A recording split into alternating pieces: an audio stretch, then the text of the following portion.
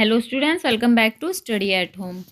इस वीडियो में हम ESO 11 का जो इम्पोर्टेंट कुछ प्रश्न हैं उनके आंसर देखेंगे। इस वीडियो में मैं आप लोगों को ये सारे इम्पोर्टेंट प्रश्न हैं, इनमें से मैं आपको एक प्रश्न का उत्तर बताऊंगी। इसके अंदर हम देखेंगे संस्कृति व सभ्यता में क्या अंतर है, यानी संस्कृति और सभ्यता की परिभाषाएं और संस्कृति सभ्यता में क्या अंतर है उसका आंसर देखेंगे।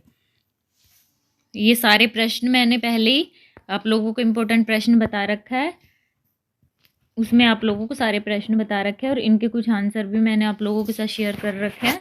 जो पिछला वीडियो था उसके अंदर मैं आप लोगों को उसकी आपको ESO 11 की प्लेलिस्ट का लिंक दे दूंगी, उसमें जाके आप चेक कर सकते हैं। तो यहाँ पे हम संस्कृति व सभ्यता में अंतर क्या है वो देखेंगे। संस्कृति क्या है, सबसे पहले देखेंगे। संस्कृति तत्वों के परस्पर संबंधित जो अंश हैं वो मिलकर संस्कृति का निर्माण करते हैं। संस्कृति है उसके आंतरिक संगठन में इसकी संरचना शामिल होती है। और जो संस्कृति होती है वो मुख्य रूप से एक भाववाचक शब्द होता है जिसकी उत्पत्ति मानव आचरण के प्रेक्षण से हुई है। मानव जो आचरण होता है उससे यह शब्द उत्पन्न हुआ है। मानव आचरण को विशेषताओं व नमूनों के आधार पर संगठित व क्रमबद्ध किया जाता है। उसी तरह से प्रत्येक संस्कृति में एक एकीकरण का सिद्धांत व एक जीवन के दर्शन होते हैं जो कि संस्कृति के प्रत्येक पहलू में व्याप्त होते हैं। जो संस्कृति क्या है उसे समझने के लिए एक ईजी वे में हम एग्जांपल देख सकते हैं कि जो हमारे पश्चिमी समाज है वहाँ पे क्या है, जैसे कोई आदमी सड़क पे जा रहा है और कोई उसे औरत मिल जाए और उसे नमस्कार बोलना हो या उसका अभिवादन करना हो तो ऐसे नहीं करते हैं कि उसे गुड मॉर्निंग बोल दे। वो क्या करते हैं, अपनी कैप उतारते हैं, सिर पे से टोपी उतारते हैं, फिर झुक के फिर उनका अभिवादन करते हैं, क्योंकि ये उनकी संस्कृति है।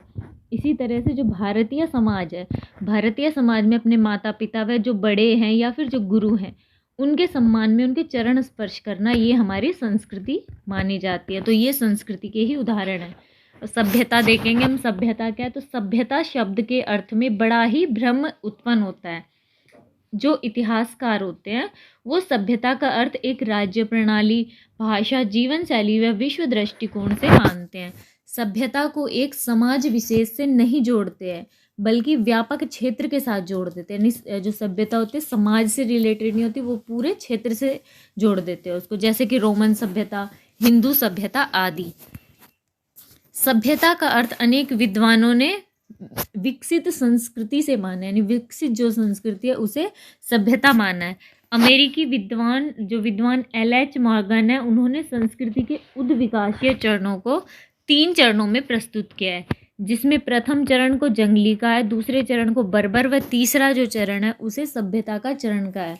और इसी शब्द का प्रयोग WF ऑकबर्न, गिलीन ने भी किया था। परंतु वर्तमान में समाजशास्त्र में सभ्यता का ये अर्थ नहीं माना गया है। अब क्या माना जाता है कि सभ्यता मानव समाज की भौतिक उपलब्धियों का कुल योग माना गया है।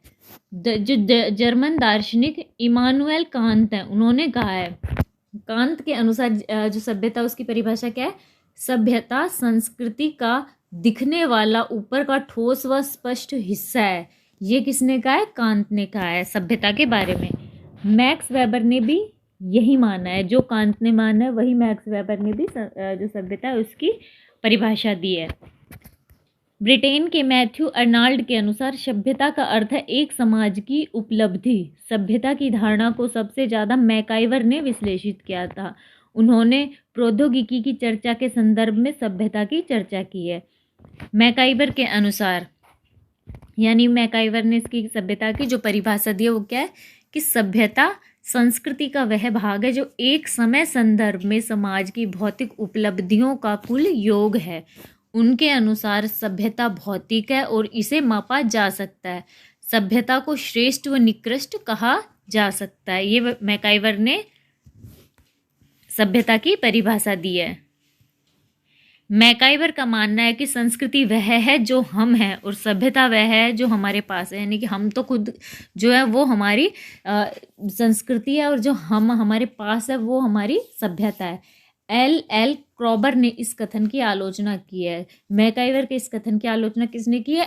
L क्रॉबर ने।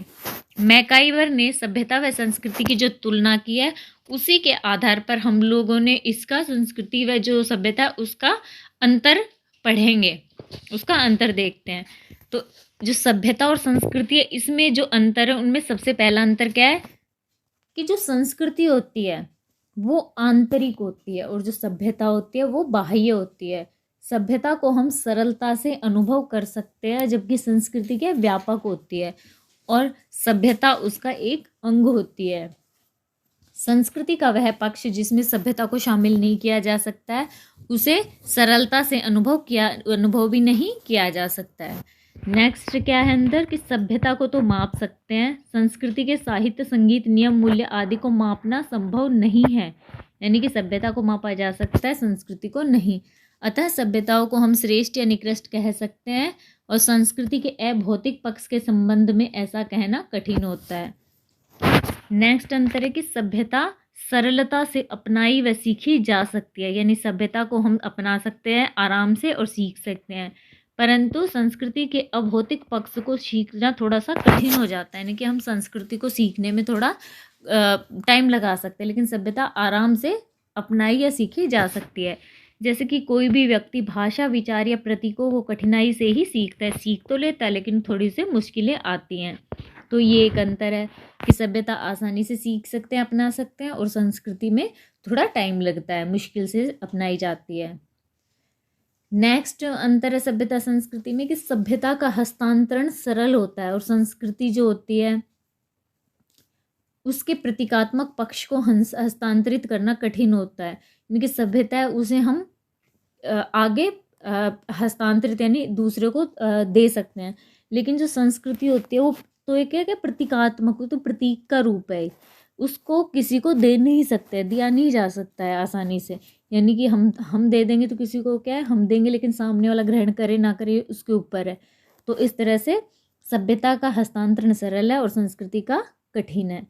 सभ्यता या संस्कृति के भौतिक पक्ष में आगे बढ़ने का भाव होता है, पर संस्कृति का जो अभौतिक पक्ष होता है जैसे कि नियम हो गए, मूल्य हो गए, उसमें यह भाव नहीं होता। यानी सभ्यता संस्कृति का भौतिक पक्ष उसमें आगे बढ़ता है, लेकिन संस्कृति के अंदर जो अभौतिक पक्ष है वे उनमें ये भाव नहीं होता। इसलिए संस्कृति बदल तो जाती है पर अपने आप को घनीभूत करती हुई चलती रहती है। नेक्स्ट अंतर है कि जो सभ्यता है उसका आधार प्रौद्योगिकी है, वह संस्कृति जो होती है वो मूल्यों में निहित होती है। इसलिए विद्वान कहते हैं कि सभ्यता की तुलना करना आसान होता है, लेकिन साहित्य, संगीत आदि की तुलना नहीं की जा सकती है। सातवां अंतर क्या है सभ्यता और संस्कृति में कि सभ्यता साधनों का बोध कराती है जो कि तकनीकी व उपायों से जुड़ी होती है। संस्कृति का जो अभौतिक पक्ष होता है उन दिशाओं व उद्देश्यों का निर्धारण करते हैं जिन्हें कि प्राप्त करना होता है। मैकाइवर ने इस अंतर को समझाने के लिए क्या बताया हमें कि जो सभ्यता होती है वो एक जहाज है और संस्कृति क्या है, उस जहाज का दिशा निर्देशक यंत्र है। तो इस तरह से सभ्यता व संस्कृति में मैकाइवर के अनुसार अंतर बताए गए हैं। आई होप ये वीडियो आप लोगों के लिए यूज़फुल रहा होगा। अगर वीडियो अच्छा लगा हो तो प्लीज़ चैनल को लाइक एंड सब्सक्राइब जरूर कर दीजिएगा। मिलते हैं अगले वीडियो में कुछ नए इन्फॉर्मेशन के साथ।